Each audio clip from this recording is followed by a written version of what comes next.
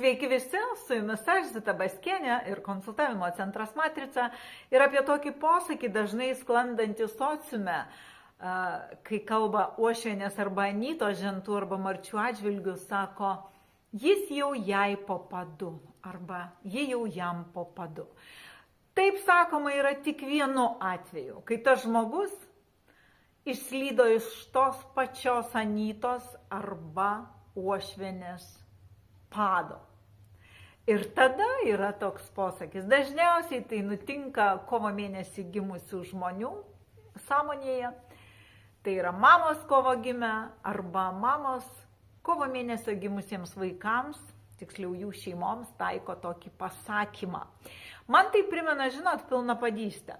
Kai tu turi savo konstrukcijoje šiokį tokį mažą neatitikimą ir tavo padas yra be išlinkimo, jis tiesiog apkritęs, apgulęs ir tu turi nešioti po juo specialų padelį, kad tau būtų patogu vaikščioti.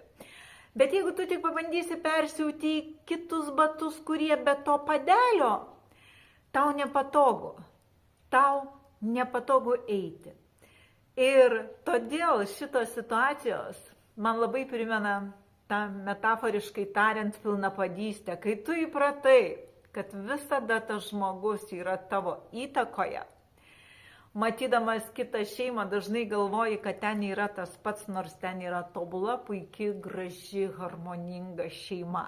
Bet tau dėl tavo netinkamų konstrukcijų nepatogu dabar eiti. Nėra to padelio.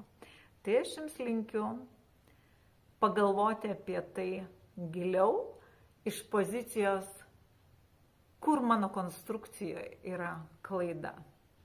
Nes tikriausiai ne ten, o čia yra klaida. Ačiū.